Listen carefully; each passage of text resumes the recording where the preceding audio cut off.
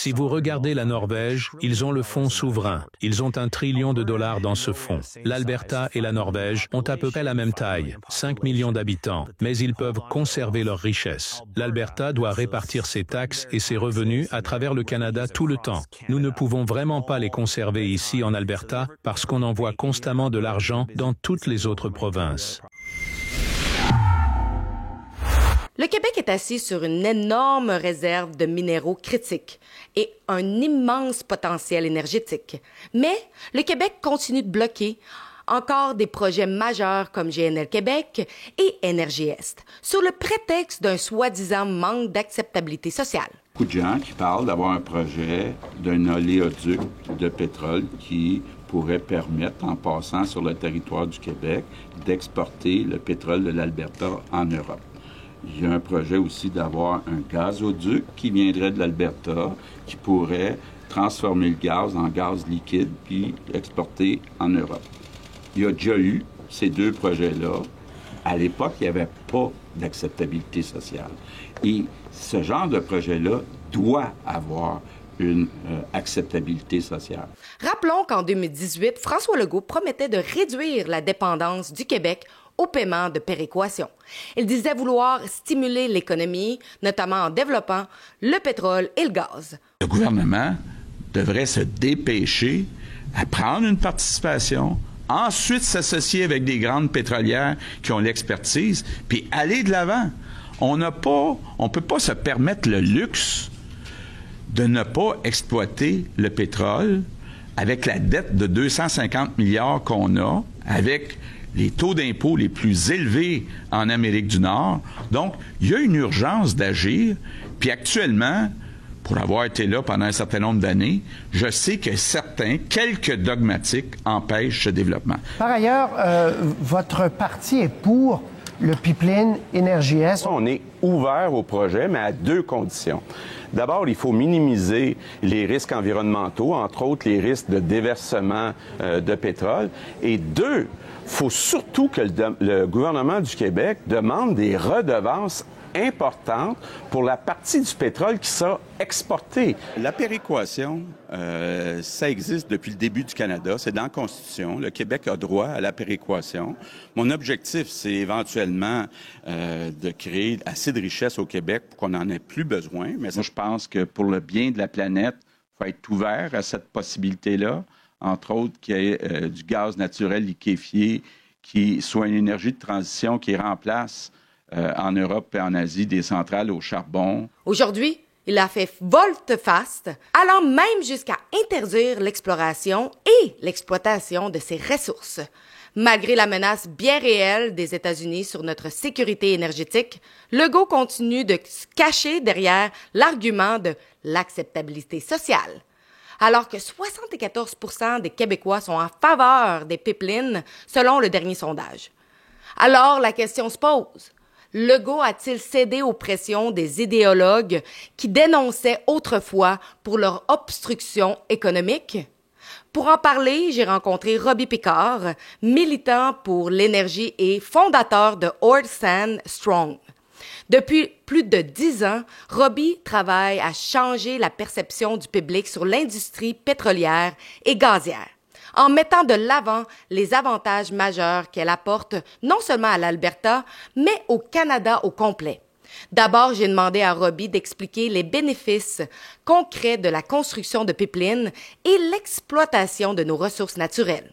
L'une des choses sur lesquelles nous travaillons depuis un certain temps, à travers le magazine Oil Sands Strong et tout le reste de nos projets, c'est que nous avons lutté si fort pour une approche plus unifiée. Quand on vit en Alberta, c'est une province très généreuse, mais on regarde l'argent qui part d'ici, en particulier celui qui va au Québec. Le Québec reçoit toujours les plus grands paiements de transfert chaque année, quel que soit l'équilibre budgétaire. J'aime le Québec, mais pour obtenir du pétrole canadien, il doit passer par les États-Unis, puis revenir au Canada. Et on parle de régulation commerciale interprovinciale. Mais la vérité, c'est que nous ne travaillons pas vraiment comme un pays uni. Et il faut une sorte de menace de tarifs et d'annexion, et tout ça. On se demande si nous aurions fait ces pipelines, disons, il y a 15 ou 20 ans, quand nous avons commencé à en parler, et définitivement il y a 10 ans.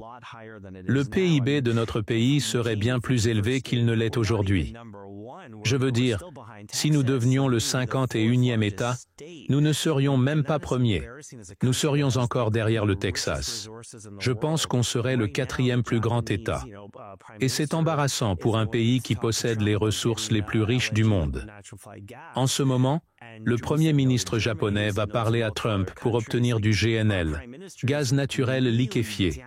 Et nous avons dit non à l'Allemagne. Nous avons dit non à plusieurs autres pays. Notre Premier ministre a vraiment endommagé notre pays. Et c'est vraiment grave. Et j'espère qu'on pourra voir cela comme un signal d'alarme, car toute notre économie dépend d'un seul client. C'est un peu effrayant. Je suppose que le côté positif, c'est qu'il y a un peu de nationalisme. Je sais que le Québec parle un peu plus de l'oléoduc Energy East maintenant, de beaucoup de façons.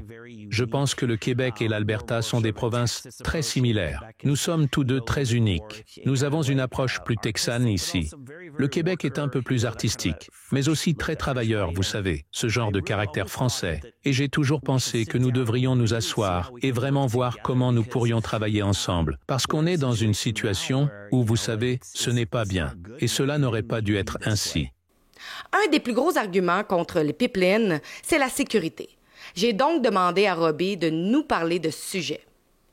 Eh bien, je pense que si vous regardez cet accident majeur qui s'est produit au Québec il y a quelques années, les pipelines préviennent cela.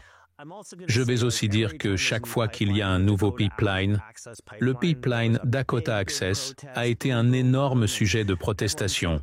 Boum, boum, boum. Et tout le monde disait que le pipeline serait horrible. Ce n'est pas le cas. Le pipeline fonctionne en toute sécurité depuis des années. Le pipeline Trans Mountain, qui vient juste d'être doublé et terminé, ce pipeline fonctionnait depuis 50 ans. Maintenant, il peut y avoir une fuite périodique, bien sûr, mais ensuite il nettoie, et c'est généralement assez mineur.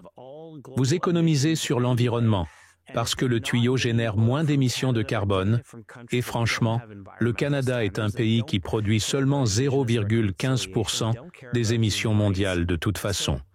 Et s'ils n'obtiennent pas le pétrole du Canada, ils l'obtiennent de pays qui n'ont pas de normes environnementales, qui ne se préoccupent pas de la réconciliation avec les peuples autochtones, qui ne se préoccupent pas des droits de l'homme.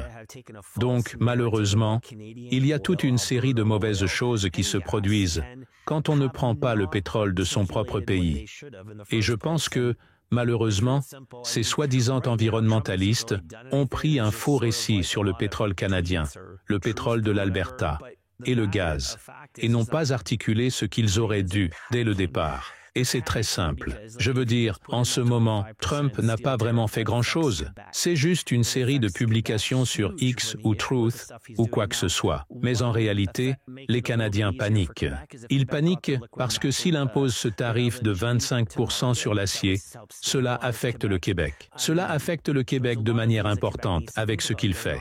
Maintenant, ce qui rendrait les choses un peu plus faciles pour le Québec, c'est si le Québec arrivait à amener son gaz naturel liquéfié, GNL, sur le marché, cela stabiliserait le Québec. Je veux dire, il y a beaucoup de choses auxquelles le Québec doit penser. Ils ne sont plus aussi indépendants qu'avant. Ils ont dû renégocier l'accord avec Terre-Neuve et Labrador pour leur énergie. Nous sommes soit un pays qui travaille ensemble, soit nous ne le sommes pas. Et toute la négativité envers l'industrie pétrolière et gazière au fil des ans a entravé les investissements, a freiné les progrès.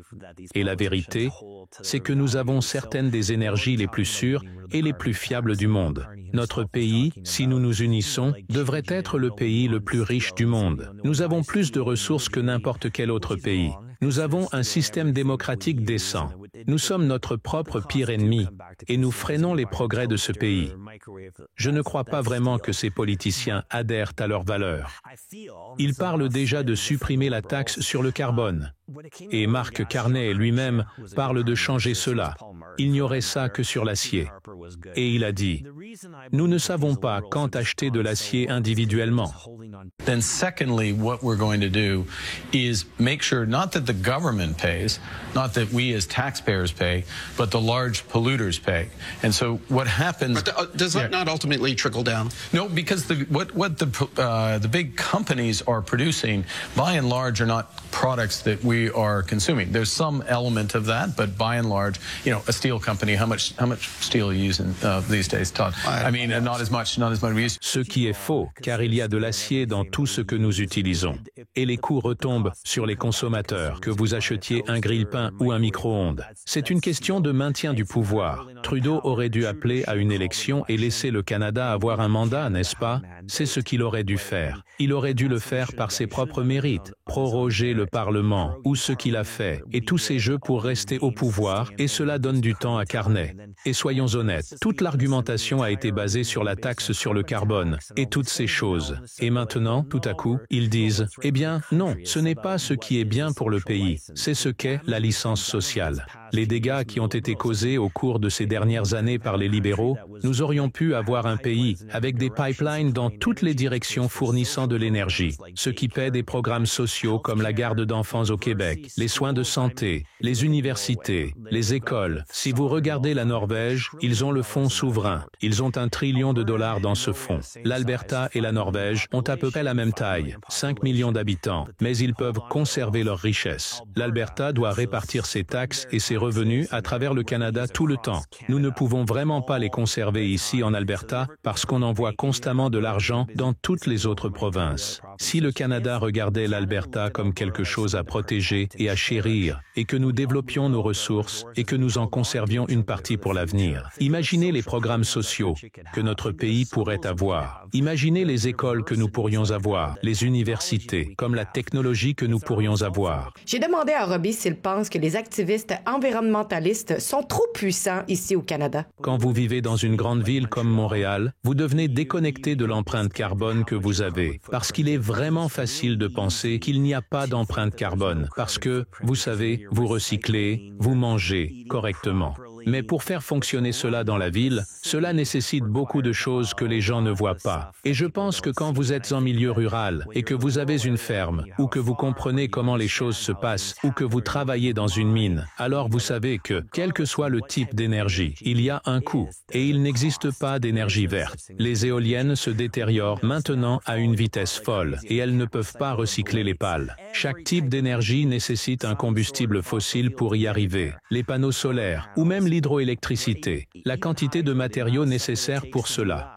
Avec la possibilité que Mark Carney devienne le prochain premier ministre et un parti libéral toujours aussi hostile au pétrole et au gaz, j'ai voulu savoir ce que ça signifierait pour l'avenir économique de l'Alberta.